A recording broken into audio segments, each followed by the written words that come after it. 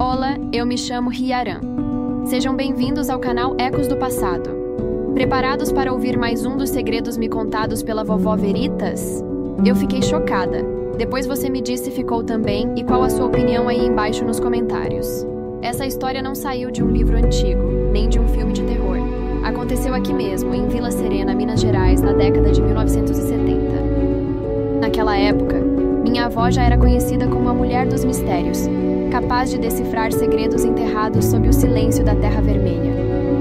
Tudo começa numa noite sem lua, quando Dona Carminda, amiga e confidente de Veritas, bateu a porta dizendo que sentia uma presença estranha rondando o quintal. E era o mesmo quintal onde, anos antes, minha avó enterrou um segredo sombrio, acreditando que ninguém jamais descobriria. O que ninguém imaginava é que naquela noite densa, as sombras trariam de volta não memórias, mas ecos. Vozes sussurrando nomes, promessas quebradas, pactos feitos à beira do abismo. Veritas, experiente, acendeu suas velas vermelhas, derramou sal grosso nas janelas e prendeu um fio de cabelo próprio dentro de um vidro de mel. Enquanto o relógio da cozinha marcava 3h37, ouviram-se batidas fortes. Uma figura desconhecida, reluzindo olhos de inveja e raiva, implorava perdão diante da varanda, acusando Veritas de um crime jamais confessado, o desaparecimento do próprio filho, anos atrás, numa noite idêntica àquela. O medo foi silencioso, mas verdadeiro. Veritas tomou um terço cigano entre os dedos e pronunciou, pela primeira vez, as palavras do antigo pacto, temendo que nunca existisse força suficiente para calar as vozes do passado. Eu, Hyaran, ouvi cada detalhe dessa noite da boca de Veritas, entre sussurros de arrependimento e segredos que ainda buscam luz.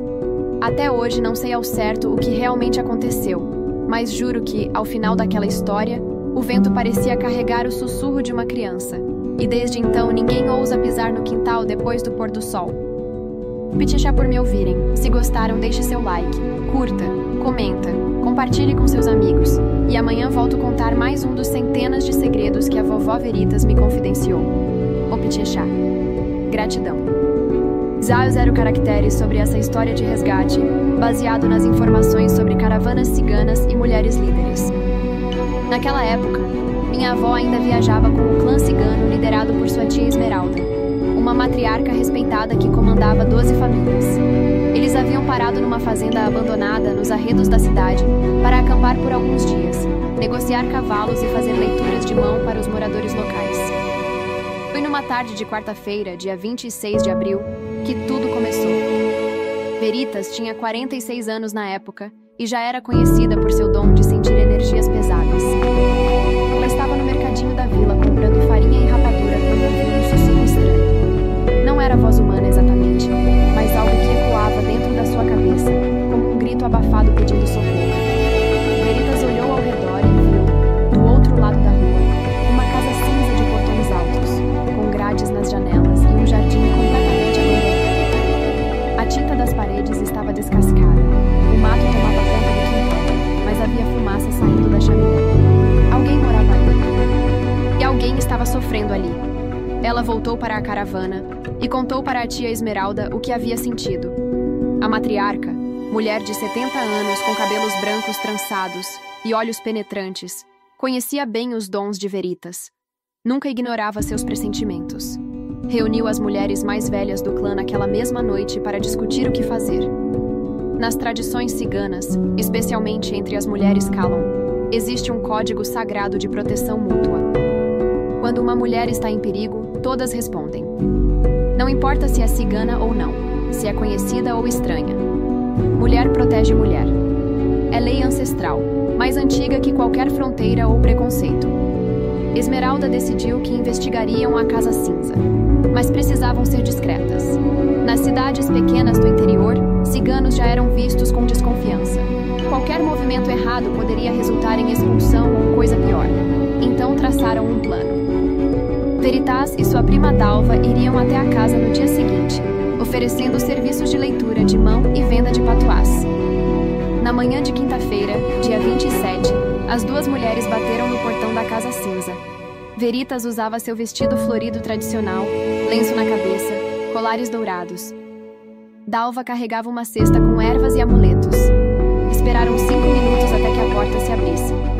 Quem apareceu foi um homem de uns 50 anos, magro, com barba mal feita e olhos fundos. Seu nome era Juvenal Rodrigues, dono de terras na região, viúvo há 10 anos. Ele olhou as duas ciganas com desprezo e disse que não queria nada com gente de sua laia. Mas quando ia fechar a porta, Veritas segurou firme na grade do portão e falou algo que aprendeu com a avó. É má sorte recusar cigana na porta. Traz 7 anos de azar para a casa. Mas se aceitar nossa visita, mesmo que seja só um copo de água, a sorte vira. Juvenal hesitou. Homem do campo, criado entre superstições e medos antigos, não queria arriscar. Abriu o portão apenas uma fresta e mandou as duas entrarem rápido, antes que alguém as visse. A casa por dentro era escura e fria. As cortinas estavam fechadas. Havia um cheiro forte de mofo e algo mais. Algo podre que Veritas não conseguia identificar. Juvenal as levou até a sala e disse que ficariam ali. Não podiam circular pela casa. Ele traria água e depois elas iriam embora. Enquanto Juvenal estava na cozinha, Veritas olhou ao redor. Percebeu que no corredor havia um cadeado numa porta. Não era cadeado comum, era daqueles pesados, de aço, usados em portões de fazenda. Seu coração acelerou. Alguém estava trancado naquela casa. E ela precisava descobrir quem. Quando Juvenal voltou com a água, Dalva começou a conversar, distraindo o homem com histórias sobre sorte nos negócios e prosperidade. Veritas, fingindo admirar os quadros na parede, foi se aproximando discretamente do corredor. Foi quando ouviu um gemido baixo, quase inaudível, vindo de trás da porta trancada. Juvenal percebeu que Veritas tinha se afastado e ficou nervoso. Ordenou que as duas fossem embora imediatamente. Disse que já tinham tomado a água, já tinham entrado na casa, então a sorte estava garantida. Agora precisavam ir. Veritas insistiu que queria fazer a leitura da mão dele, que não cobraria nada, seria presente. Mas Juvenal se recusou com rispidez e praticamente as empurrou para fora. De volta à caravana, Veritas contou tudo para Esmeralda. A porta trancada, o gemido, o nervosismo do homem. A matriarca convocou uma reunião urgente com todas as mulheres do clã. Eram 32 mulheres ao todo, entre jovens e idosas. Esmeralda disse que precisavam agir rápido, mas com inteligência. Não podiam chamar a polícia porque ciganos nunca eram ouvidos, sempre eram culpados primeiro. A decisão foi investigar durante a noite. Um grupo de 5 mulheres, incluindo Veritas, iria até a casa quando Juvenal estivesse dormindo. Tentariam descobrir quem estava preso e, se possível, libertá-la. Porque todas tinham certeza agora. Era uma mulher. O tipo de gemido, o tipo de energia que Veritas sentiu, tudo indicava uma mulher em sofrimento profundo. À 1 da manhã de sexta-feira, dia 28, as 5 ciganas se aproximaram da Casa Cinza. Veritas, Dalva, Esmeralda e 2 primas mais jovens chamadas Rosa e Miriam. Todas vestidas de preto, silenciosas como sombras. A lua estava crescente, dava luz suficiente para enxergar, mas não tanta que as denunciasse. Esmeralda conhecia truques antigos para abrir fechaduras. Havia aprendido na juventude, quando precisava sobreviver roubando para alimentar os irmãos mais novos. Ela trabalhou no cadeado da porta dos fundos por 15 minutos até conseguir abri-lo. O clique foi suave, quase inaudível. Entraram na cozinha em fila indiana, pisando com cuidado para não fazer barulho. A casa por dentro parecia ainda mais sinistra de madrugada. Veritas liderou o caminho até o corredor onde havia visto a porta trancada. O cadeado estava ali, pesado e imponente. Rosa, a mais jovem das primas, tinha apenas 19 anos, mas era especialista em ferramentas. Havia trazido um alicate de corte que pertencia ao marido. Começou a trabalhar no cadeado, forçando, torcendo, tentando romper o metal. Levou 20 minutos de esforço silencioso, até que finalmente o cadeado cedeu. O barulho do metal se partindo ecoou pela casa. As 5 mulheres congelaram, esperando ouvir passos de Juvenal acordando. Mas nada, apenas silêncio. Veritas girou a maçaneta lentamente e abriu a porta. O cheiro que saiu daquele quarto era insuportável. Urina, fezes, suor, sangue. Veritas cobriu o nariz com o lenço e acendeu uma vela pequena que havia trazido. A luz fraca revelou um cenário de horror absoluto. No canto do quarto, acorrentada à parede por uma corrente grossa presa ao tornozelo, estava uma mulher. Ela tinha aproximadamente 30 anos, mas parecia ter 60. O cabelo estava emaranhado, sujo, cheio de nós. O corpo era pele e osso, a pele coberta de feridas e hematomas. Usava apenas uma camisola rasgada, imunda. E seus olhos, quando finalmente olharam para as 5 mulheres na porta, estavam vazios. Não havia mais ninguém ali dentro. A alma havia partido faz tempo.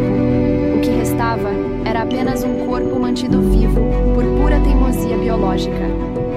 Esmeralda se ajoelhou ao lado da mulher e sussurrou em tom suave: "Não vamos machucá-la. Viemos resgatá-la. Fique calma. Vamos tirá-la daqui." A mulher não respondeu. Nem piscou. Apenas continuou olhando para o nada, como se as ciganas fossem mais uma alucinação numa sequência infinita de pesadelos. Rosa usou o alicate para cortar a corrente que prendia o tornozelo da mulher. A pele embaixo estava em carne viva, infeccionada, com pus.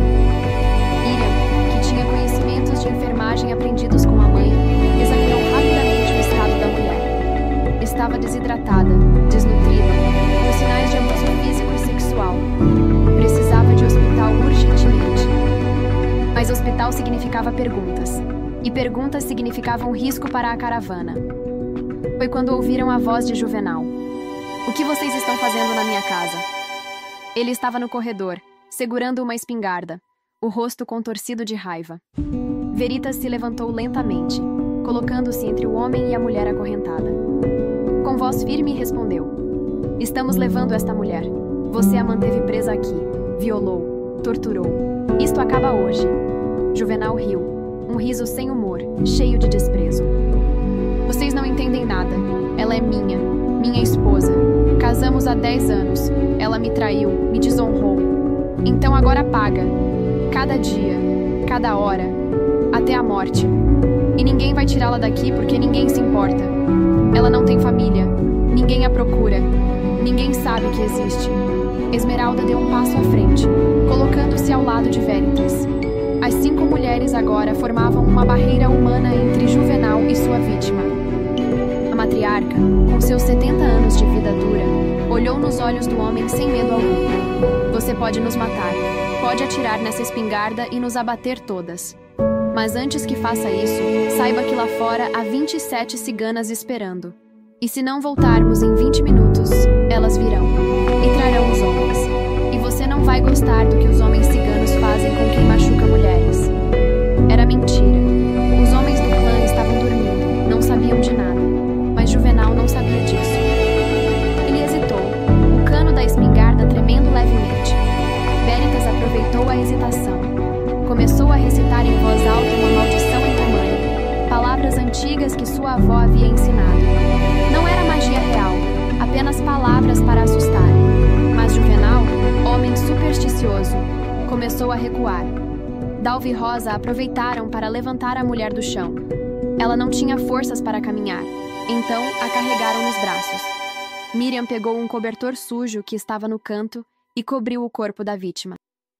Esmeralda manteve-se firme, encarando Juvenal, enquanto as outras 4 saíam lentamente do quarto. Quando chegaram na cozinha, correram. Saíram pela porta dos fundos e atravessaram o quintal escuro em direção à rua. A mulher resgatada pesava quase nada, como criança nos braços de Dalva.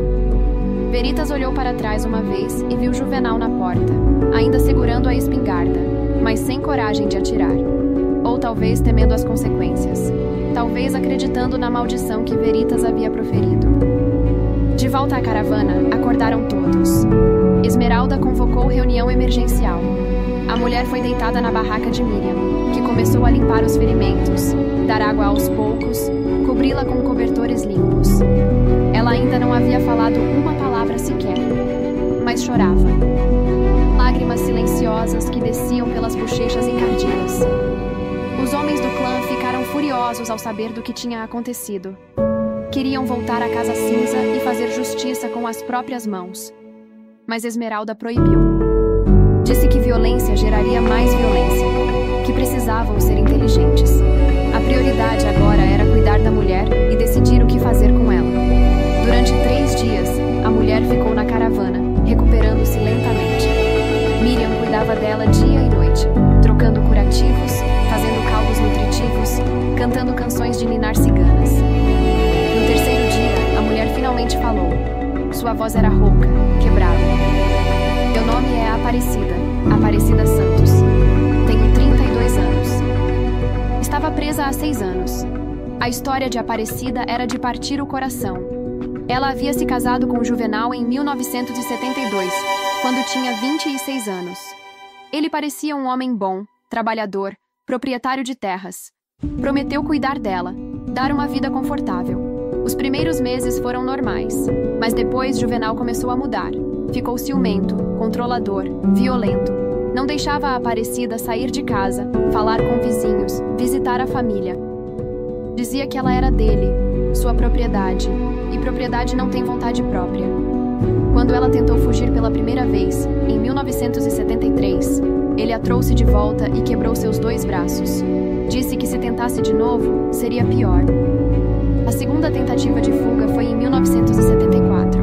Aparecida conseguiu chegar até a rodoviária da cidade, mas Juvenal tinha amigos em todos os lugares. Um motorista de ônibus o avisou. Ele foi buscá-la e dessa vez a punição foi maior. Trancou-a no quarto, acorrentou ao tornozelo, disse que ficaria ali até aprender a obedecer. Com 6 anos. 2.190 dias acorrentada. Juvenal trazia comida uma vez por dia, sempre tarde da noite. Às vezes esquecia. Aparecida aprendeu a beber água da torneira do banheiro que havia no quarto. Aprendeu a sobreviver com migalhas. Aprendeu que gritar não adiantava porque a casa era isolada e ninguém ouviria. Aprendeu a morrer por dentro enquanto o corpo teimava em continuar vivo. Veritas chorou ouvindo o relato. Todas as mulheres do clã choraram, porque cada uma delas conhecia histórias parecidas. Mulheres presas, abusadas, silenciadas. Algumas conseguiam escapar, outras não. E a sociedade fingia não ver, fingia não saber, porque era mais confortável acreditar que essas coisas não aconteciam. Esmeralda decidiu que levariam Aparecida para longe. A caravana seguiria a viagem no dia seguinte, rumo ao sul, e Aparecida iria com eles. Longe de Catalão, longe de Juvenal, longe do pesadelo que havia sido sua vida pelos últimos 6 anos. Dariam a ela a chance de recomeçar. Mas antes de partir, Veritas fez algo que nunca contou para ninguém além de mim. Voltou sozinha à Casa Cinza numa madrugada. Não entrou. Apenas ficou do lado de fora da janela do quarto onde Juvenal dormia e pronunciou uma maldição real dessa vez. Não palavras vazias para assustar, mas um feitiço antigo, passado de geração em geração entre as mulheres de sua linhagem. A maldição era simples. Juvenal nunca mais conheceria paz. Seria atormentado por pesadelos todas as noites. Veria o rosto de Aparecida em cada mulher que cruzasse seu caminho. Sentiria as correntes em seu próprio tornozelo, invisíveis mas presentes. E quando finalmente morresse, sua alma ficaria presa, vagando eternamente, procurando a paz que negou a outra pessoa. Veritas não sabe se a maldição funcionou. Não voltou a Catalão para verificar. Mas anos depois, em 1985, soube por acaso, através de um comerciante viajante, que um fazendeiro chamado Juvenal Rodrigues havia morrido em circunstâncias estranhas. Diziam que ele acordava gritando todas as noites, alegando que havia alguém em seu quarto. Deixou de comer, de dormir, ficou louco. Foi encontrado morto na cama, olhos arregalados de terror, mãos agarradas ao próprio pescoço como se estivesse sendo estrangulado. Quanto à Aparecida, ela viajou com a caravana por 2 anos. Lentamente foi se curando, não apenas no corpo, mas na alma. As mulheres ciganas a trataram como irmã. Ensinaram ofícios, canções, histórias. Ensinaram que ela não era propriedade de ninguém, que seu corpo era seu, que sua vida tinha valor. Em 1980, Aparecida decidiu que queria voltar a viver entre os não ciganos. A caravana estava passando por Santa Catarina naquela época. Esmeralda conseguiu contatos de uma casa de acolhimento para mulheres vítimas de violência. Não era comum na época, mas existia, comandada por freiras progressistas. Aparecida foi recebida lá. Veritas a visitou uma vez, em 1982. Aparecida havia engordado. O cabelo estava cortado curto e limpo. Usava roupas simples, mas dignas. Trabalhava na cozinha da casa de acolhimento. Ajudava outras mulheres que chegavam machucadas e assustadas. Disse para Veritas que nunca esqueceria aquela madrugada quando 5 mulheres vestidas de preto entraram no seu inferno e a trouxeram de volta para a luz. Eu perguntei para minha avó por que ela nunca denunciou Juvenal às autoridades. Ela respondeu que naquela época, década de 70, interior profundo do Brasil, ciganos não eram ouvidos pela polícia. Mulheres não eram ouvidas pela polícia. Uma mulher cigana tentando denunciar um fazendeiro respeitado?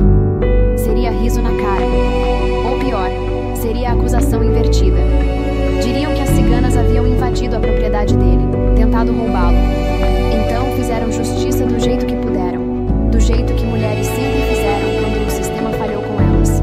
Pegaram a vítima, levaram para longe, deram a ela chance de sobreviver. E deixaram o agressor com sua culpa. E se Veritas tiver razão, com sua maldição. Esta história me marcou profundamente quando a ouvi pela primeira vez.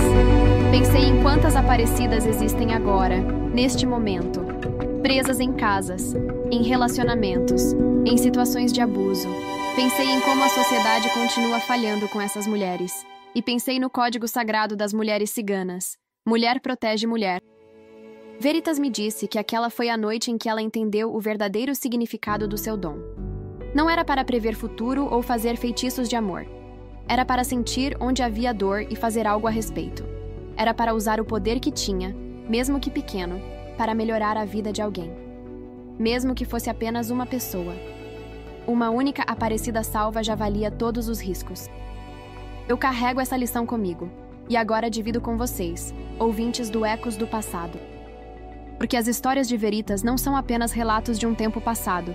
São espelhos do presente. São avisos. São chamados para a ação. Se você conhece alguém que está sofrendo, que está preso, que precisa de ajuda, faça algo. Não vire as costas. Não finja que não vê. Seja como aquelas 5 ciganas na madrugada. Seja a pessoa que entra no inferno de outra e a traz de volta para a luz.